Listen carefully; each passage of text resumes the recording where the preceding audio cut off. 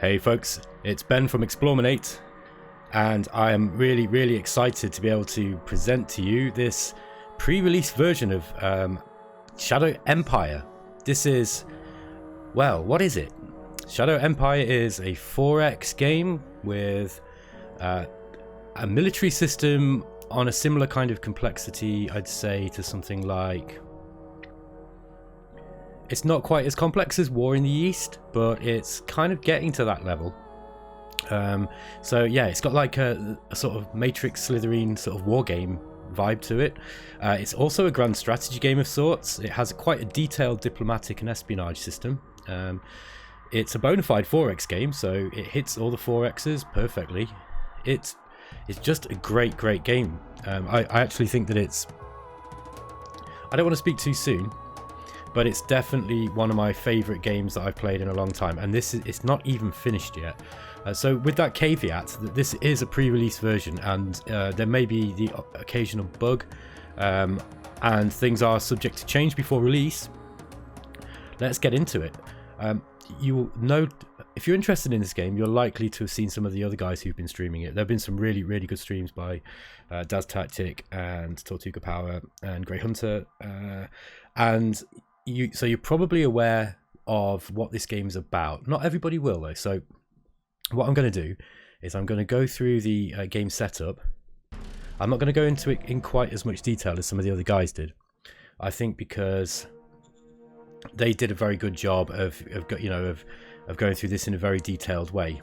But for people who've not seen those videos, this game procedurally generates a planet. Now, there's certain planetary classes that you can choose, and they all have a different flavor. And they're not. This is just not kind of aesthetic. It significantly changes the gameplay experience depending on which one you're going to choose. So, for example, I'll just pick a couple. The Seth class is a desert planet. Their key characteristic is they do not have a drop of liquid water on their surface. It is rare but possible that they may host an alien biology with non-water based type of life. So this is kind of like the planet from Dune, I guess. And there's a lot in this game that is reminiscent of Frank Herbert's Dune series, which was absolutely awesome, as I'm sure you all know. We've got an Arctic kind of planet, an ice planet. Water's not a problem there, apart from the fact that it has to be, there's no liquid, it's all completely solid, and temperature is an issue. We've got the Limo class, which is not quite a desert planet, but not much better either. There is some water, but they're always void of life. We have a lava planet. We've got an Earth-like planet. They're not quite like Earth, but they're sort of similar. They some of them will have trees on, and some of them have life, whether it's alien life or Terran biology. Some of these planets you can actually grow agriculture on, and other planets, some of them don't. Some of them have toxic environments. I'll go into all that more later, but they really do affect the gameplay in a significant way. We've got the Medusa class planet, which is it will often have some liquid water and rainfall. The key characteristic is that they have a hostile alien biology. So in these, your colonists and your soldiers they always have to wear environmental suits because they will die, or they get sick very quickly if they don't.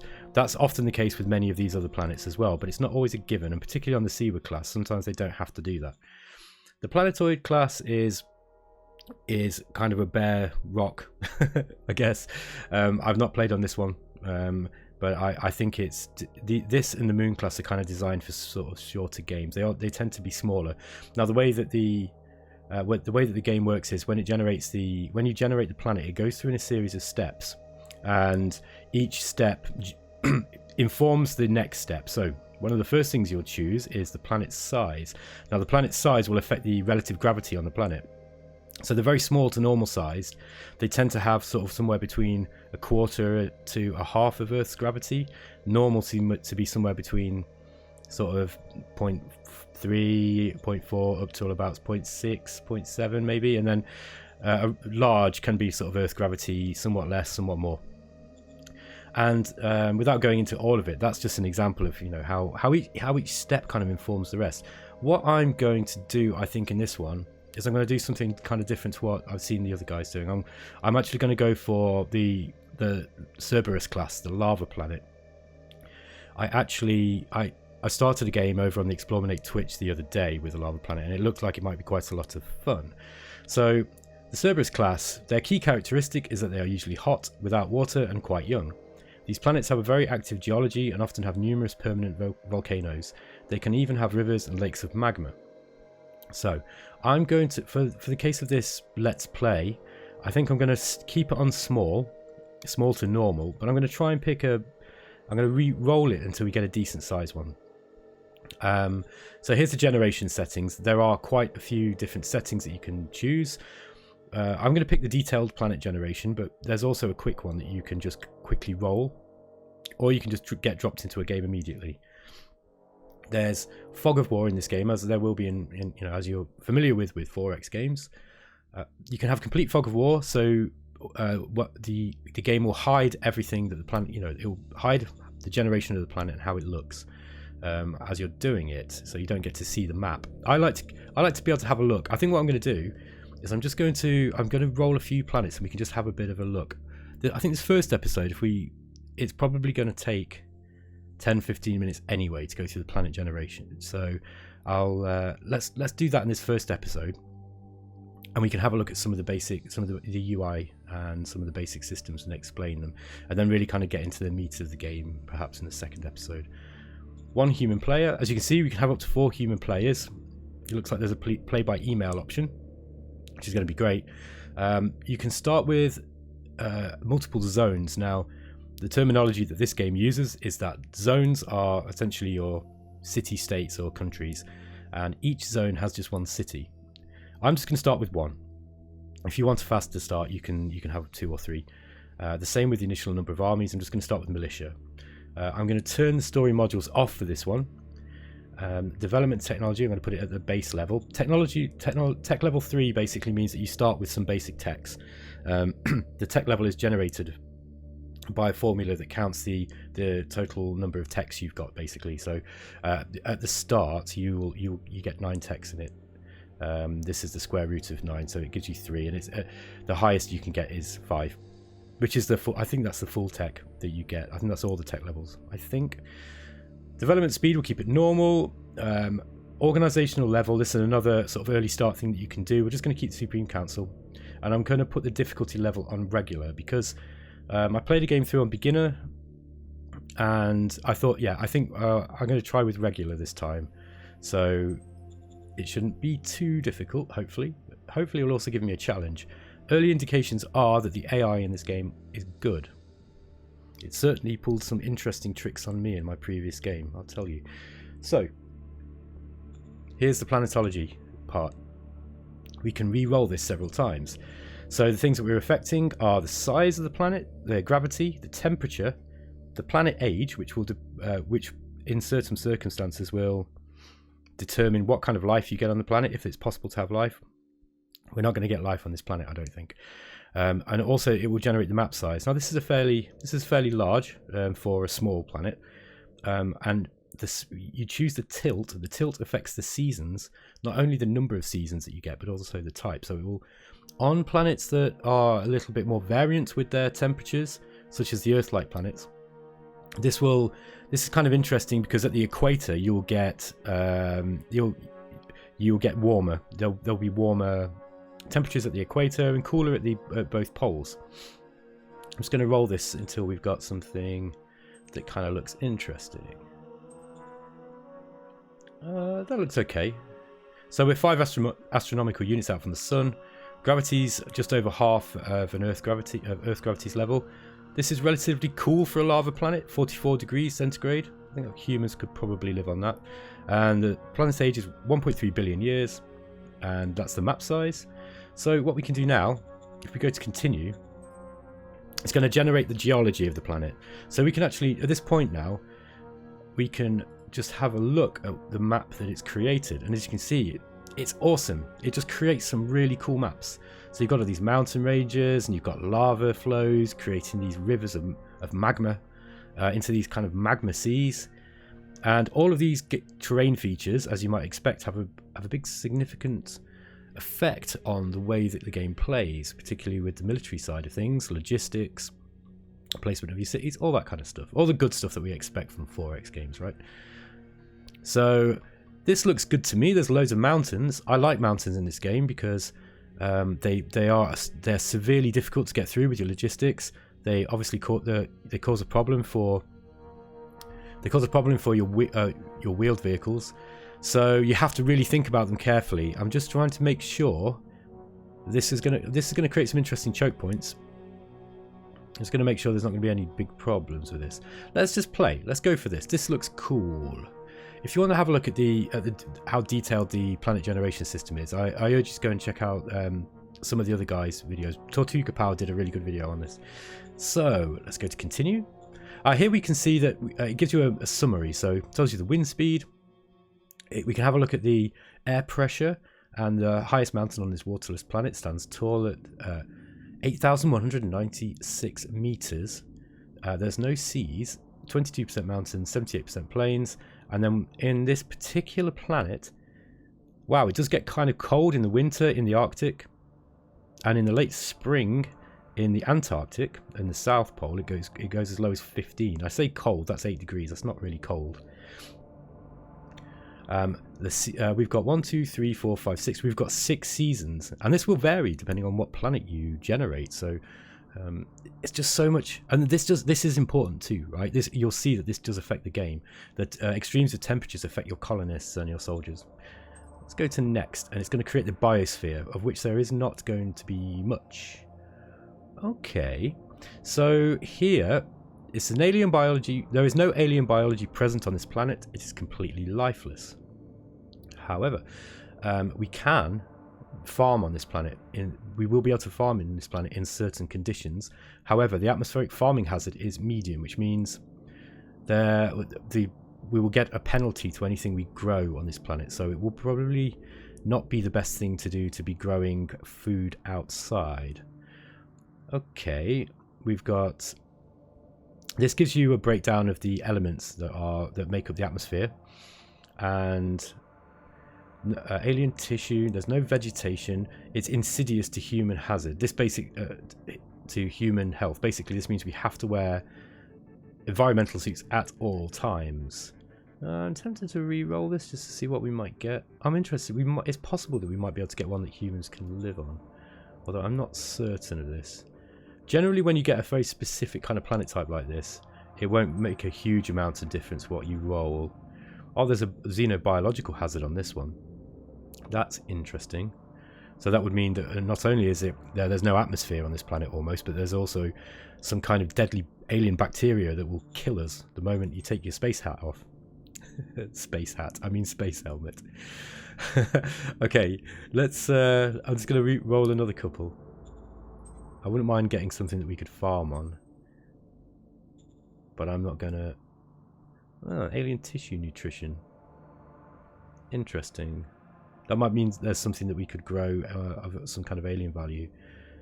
There's an aggressive xenobiological hazard. You know what? I'm gonna go with this, just because reasons. So, onto the colonization. This game has lots of ample opportunity for role-playing experiences. Okay, so it generates this sort of history list, and it tells you what happened in the run-up to the apocalypse. So, just briefly, the story behind this game, if you didn't see the introduction, is there was a galactic empire that spanned thousands and thousands of colonies over the galaxy, and it had a long period of peace where they all traded with one another and everyone was happy in some kind of authoritarian regime. And then there was a great galactic war, a civil war, and everything went to hell. Each of the planets kind of fell into infighting. There was no trade done. Everyone started starving and fighting, and then that was it.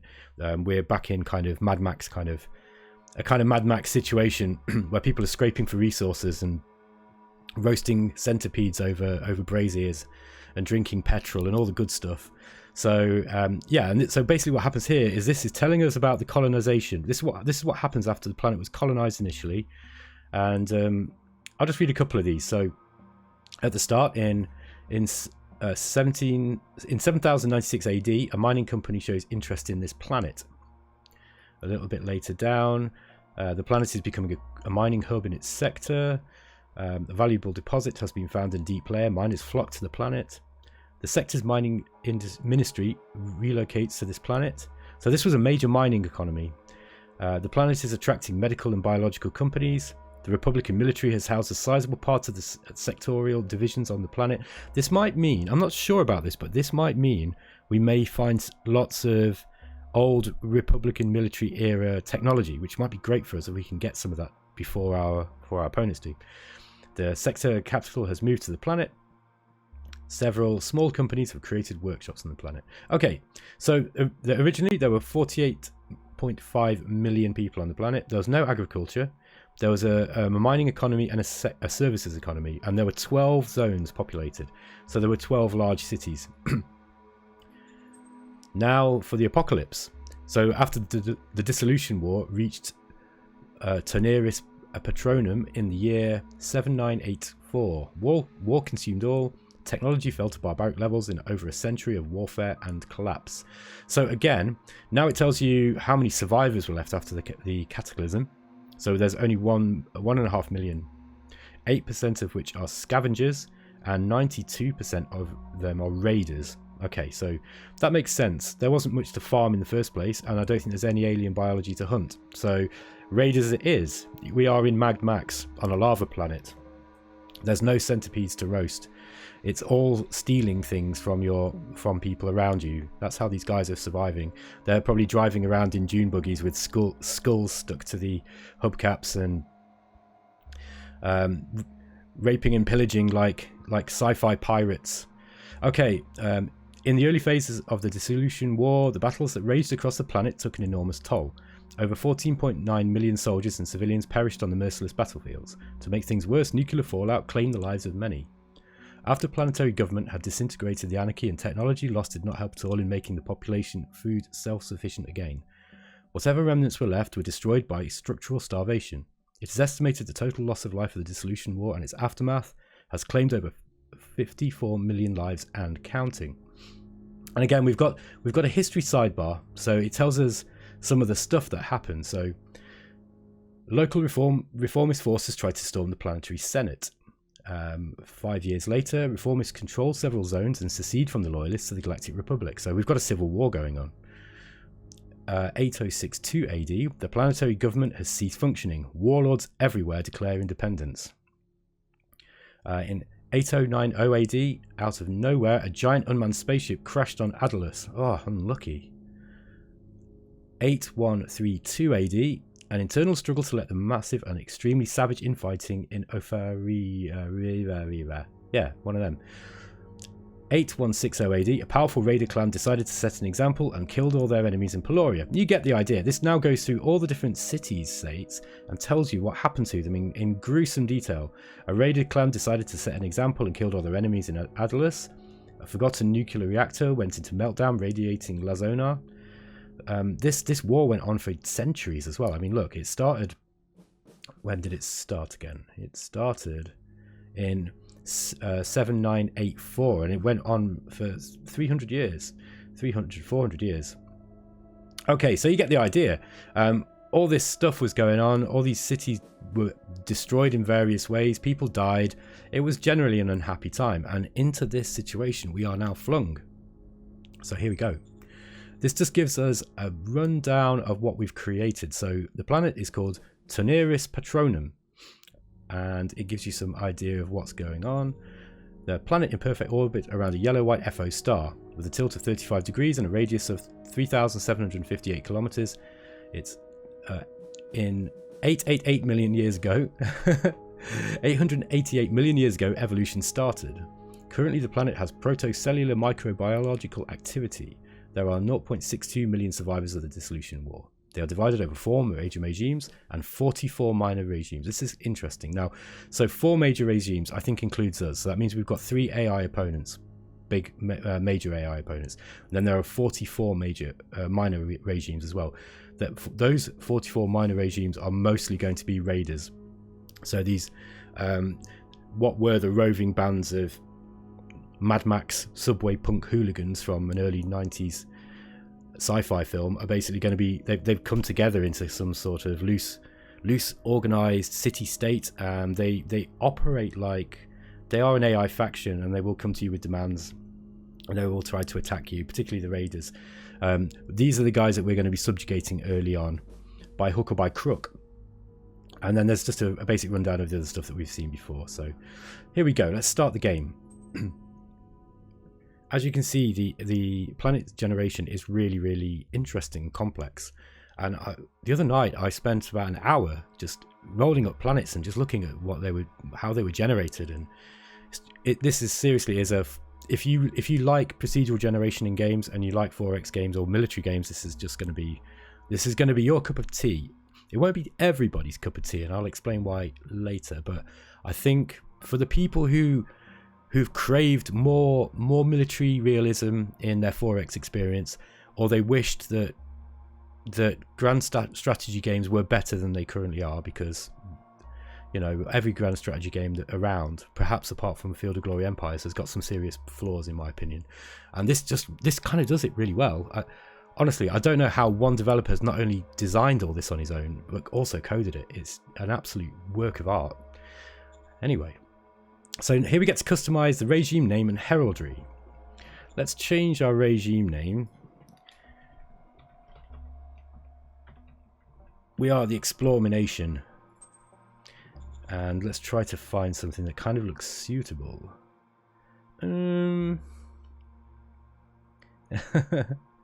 I think these are randomized as well. You sometimes get different ones.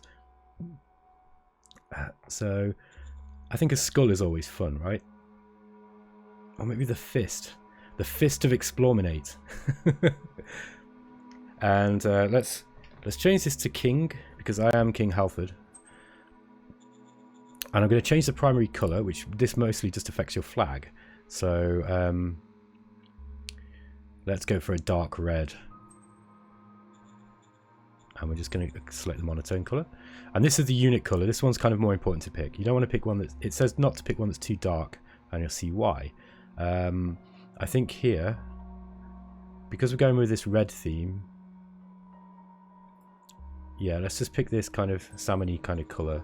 This might, I don't know if that might be a little bit too dark. Let's just, oops, that's not what I wanted to do. Yeah.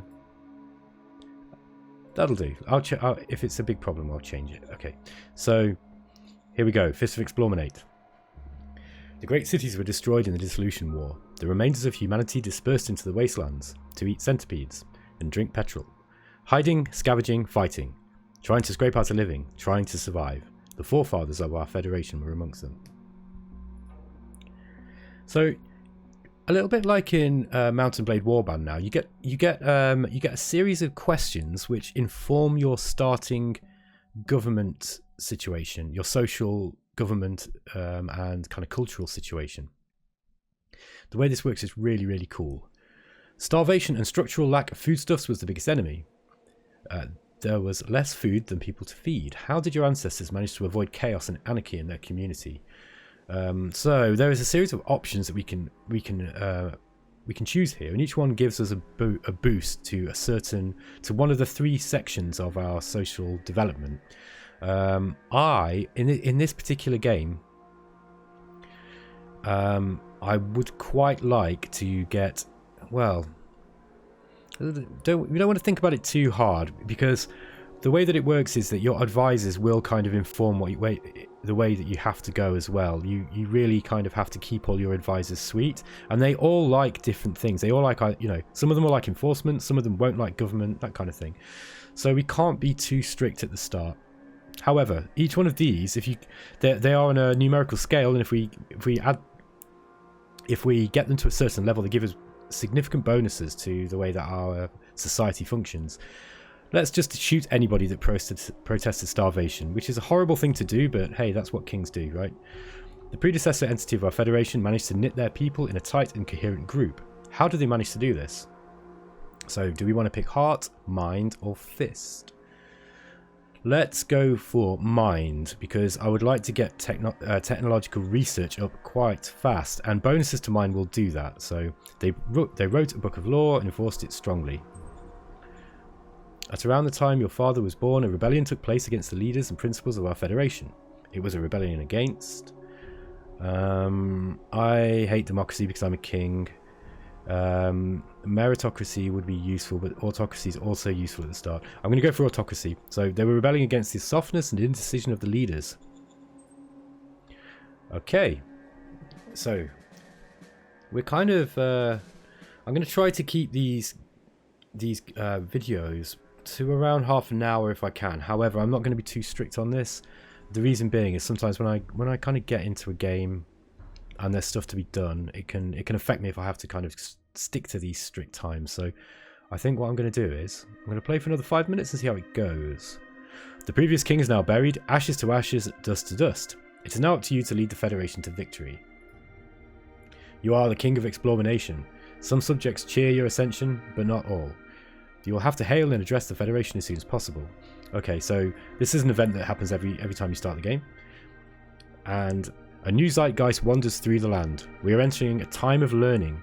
The effect is you'll get extra research bonus. The current strength of this effect is light, 7 points. And this tells you exactly what this gives you. So 700 research bonus points. And in 6 turns, the effects of the time of learning will come into force. So this kind of goes on a kind of curve, right? Each one of these times or periods that your civilization goes through, or your settlements go through, gives you a sort of bonus or throws a certain situation at you, and you have to ride it out. And sometimes it can be good, like this one. So we're going to get bonus research points. As far as I've seen so far, it seems to be a positive bonus at the start of the game. I'm not sure how this is scripted, whether it's completely random. But so for the first 6 turns, we're going to be getting a gradually increasing effect. Then it will peak, and then it will start diminishing. And once that epoch is over, we're kind of into the next part of the game, and we'll get a load of stratagems and cards. So it breaks the game up rather than just, you know, you're on turn 100, now you're on turn 200. It gives the game a bit more flavor. I really like it. These are stratagem cards, which I'm going to come to later. And our organization's factions generated 1 new stratagems. So just before we go into this, this is just some tutorial stuff that comes up, and it's telling us that there's danger in the city, so we need to clear the area around us to remove that danger. So this is quite a complex game, as you're probably aware. It's complex, however, it's also magnificently well designed, in my humble opinion, which means that the complexity, I'm not sure if this is the right term, but it's kind of bottom loaded. And what I mean by that is you can play this game without really diving into the nitty-gritty details of it all if you want to. In that respect, it's very much like one of another great game that's published by Matrix, which is Gary Grigsby's War in the East, a game which looks horrendously complex, and which actually, if you give it a little bit of time, it's much easier to play than it kind of makes out. However, if you want to go into that game, you can go in deep. And, you know, particularly with the way that the simulation is so detailed, you can tinker with that game to your heart's content. And I'm no expert with Gary Grigsby's War in the East. I played some of the shorter campaigns through, but I have never completed the big campaign because it's huge and intimidating. However, this game's not quite... The combat simulation doesn't seem to be quite as complex as that, and that's probably to its credit to some extent. What I'm getting at is that this game is quite easy to play, despite its wealth of information and the myriad complex systems. They all interlink quite well.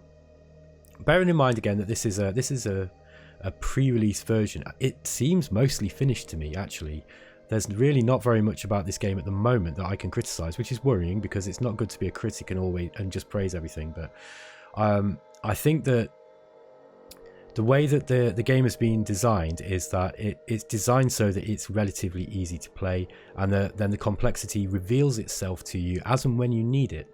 There are certain systems in it that you do need to understand and are quite complex. For example, the supply and logistics mechanism it takes a bit of getting used to, and I've lost some early games through not understanding how supply works in this game. And there are other things as well. There is a certain meta game. For example, on this planet, we are going. There's very I don't think we're going to be able to grow anything in these hexes. Look, we can't build. Yeah, it's too arid for open farming, it's saying. So we can't build any farms. We're going to have to build agricultural domes. This means that we are reliant on two things. One is water, of which there is none on this planet, except if you can see this little drip icon here, this little water icon, there is ice that we can mine. But ice mines take energy. And if we look at the agricultural dome, which we're going to need to grow food, this also takes energy and water. So we need energy. Now, we will have in our assets, again, I'll explain these more in detail as we come to them, but we will have a degraded LE mini reactor. This gives us our first initial energy boost. And it looks like after we're getting 90 a turn at the moment. It's going into the stockpile, so I guess everything that we've got is currently taking about 10 energy. All these other parts of our city.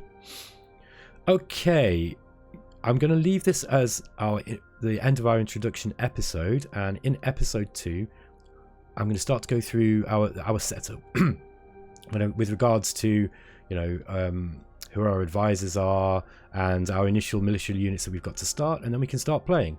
So thanks guys, I hope this is useful. If you've got any comments, any criticism, or if you like it, just let me know in the comments, and I'll see you in the next episode.